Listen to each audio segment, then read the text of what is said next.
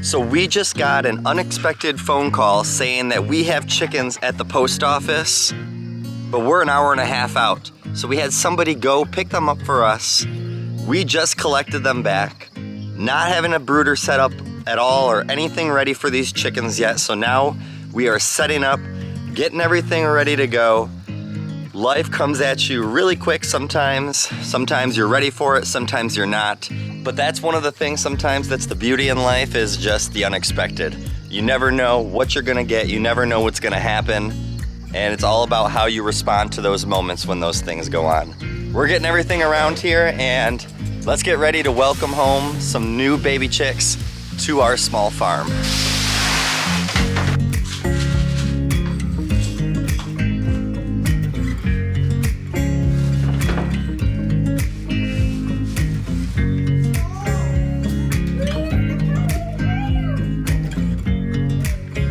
All right, we got the chicks here, and now that they're here, even though we didn't expect them today, it's time to put them in their new houses. First, the first brooder, which will explain why we have two different ones. All right, let's get them in.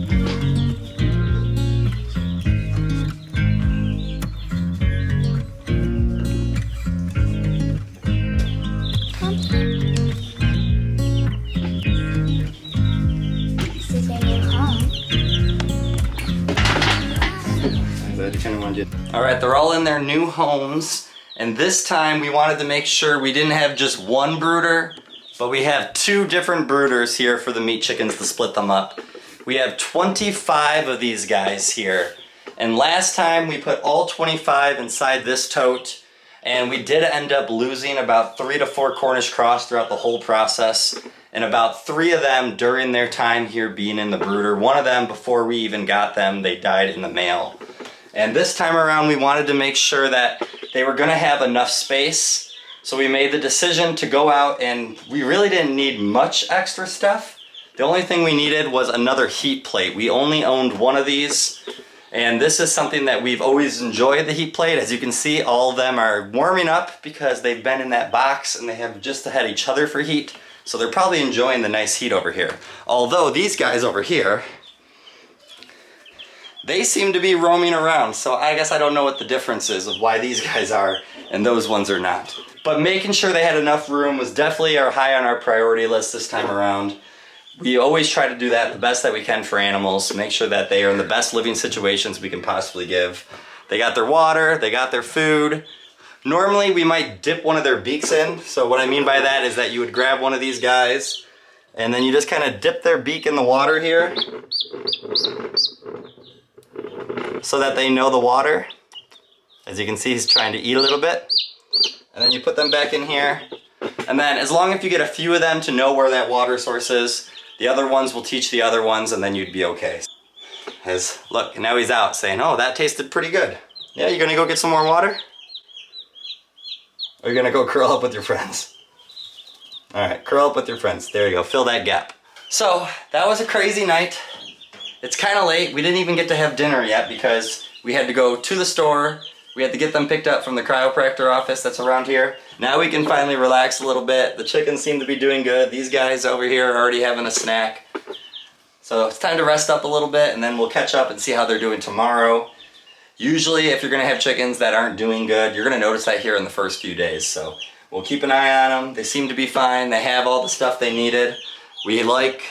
We love the 2 brooder setup compared to the last time, trying to jam them all into just this one right here. Probably bad on our part. That's where we make the mistakes, where we just feel like we're going to make the right decision, and seemed like that one didn't end up working out. So this time, switched it up. You live and you learn. We'll see how they're doing tomorrow. There is something so nice on the days off where I get to come out here and just take care of all these animals, do all the morning chores, feed the animals, just be out here with them and see the stuff that we are in the process of doing, and just see everything that we have out here from where we started to where we are now. Adding those baby chickens are just gonna be one extra responsibility, but you start to learn and you start to just get used to the process of it all. Coming out and doing the morning chores for us, it's really like a therapy. It's just such a good feeling coming out here and taking care of all these animals. Nothing like a morning chore that's not getting Sunny out of the garden like she likes to be in here. Sunny, it's always you. I know. Well, you did it. I didn't do it.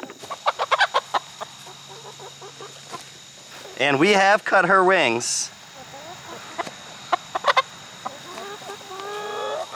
Looks like we might need to do a recut. All right, pigs are fed, chickens are fed. Finally done with all the chores.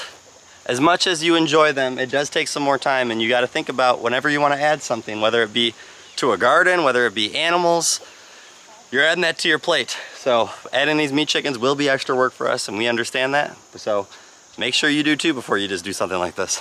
So the last 2 times that we've ordered chickens by mail, it's all been a different experience. The first time we were just so nervous to do it because we didn't know how it was gonna happen. Are they gonna make it okay? Is all of them gonna survive? And luckily it was a smooth ride. They went right to our local post office. We were able to pick them up bright and early one morning. That went just how we expected, no issues. And overall, we really didn't lose many of those chickens, so it was a good experience. The second times where, for some reason, it just got a little dicier. There was a post office that they arrived to a night before they were supposed to come to our post office. And it wasn't that far away, it was about a 30-minute drive, so we figured we'd take the time to go drive out that way to pick them up. In doing so, we were gonna get them earlier so that they were gonna be able to keep them alive longer. And it worked out okay. It wasn't really much of an issue. We knew they were at that post office. We knew we were gonna get them early. But for some reason, this batch didn't survive as well. And we had one dead chick right from the start, and we ended up having a couple more just a few days after. So that experience wasn't all the best for us. I actually think this has been one of our smoothest transitions, other than the fact that we didn't expect the unexpected, which you always have to whenever you start doing all this farming stuff. So I'm not sure if any of you guys have ever had any crazy experiences like this before, or just times that you're just not sure how it was gonna work and how it was gonna go. Luckily, it looks like everything's going fine. All of these chicks have survived so far, which is good. You can't always promise that when they mail out chicks. Lots of times they like to give extra. This time, actually, we got the exact amount we ordered, which is 25 more of these little guys right here. You wanna see the chick? Yeah. Hey, come right here. This is the chicken. The chickens seem to all be doing really good. We don't see any problems. So this is about the time that we usually check to make sure they don't have pasty butt, which is when they have poop that kind of collects on the butt. It can actually clog it up to where they end up passing away. Luckily, I don't see anything going on with any of these chicks. I grab a few of them here. They all look like they got really clean butts. And I've actually noticed, it seems with meat chickens, this problem isn't as bad as with other kind of chickens. You wanna hold one? The kids are always excited when there's little chicks here. You like holding the chickens? Mm-hmm.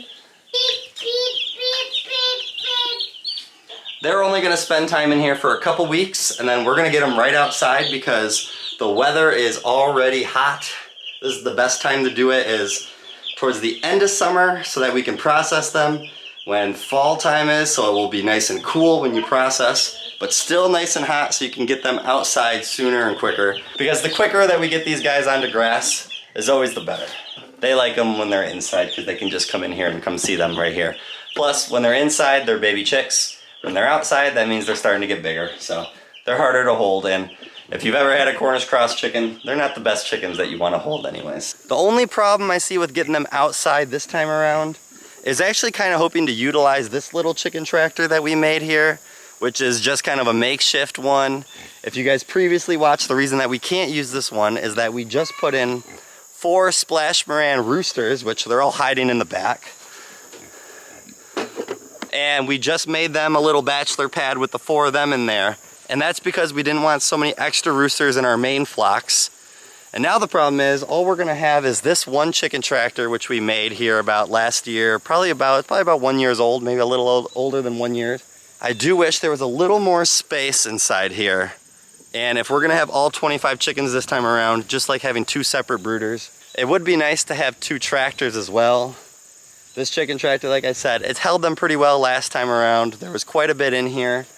But this is where you want to start making sure you're doing this is where you want to make sure you're doing everything like as ethically as possible, that you feel like you're taking the best care of them, you're doing the best you can. And I think that we're either gonna have to build another chicken tractor, or I think we might have a friend that's actually getting rid of one. Maybe we can use theirs, and I actually think their dimensions are actually much bigger than this one as it is. As this is about 8 by 6, and I think that theirs might be like 10 by 16, so it would be a huge difference, and we could actually probably fit 25 in one of those.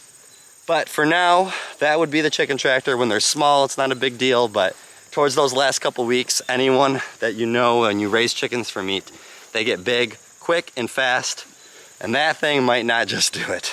Well, thank you guys for always following along these unexpected adventures that we have here. Everything seems to be holding up okay, and there is some big things still on the horizon that we have coming up, so thank you guys for always for watching. Have a great day and a better tomorrow, and God bless you guys. Oh, that's so cute. We should pipe them this side with them, this area with them. Just make sure that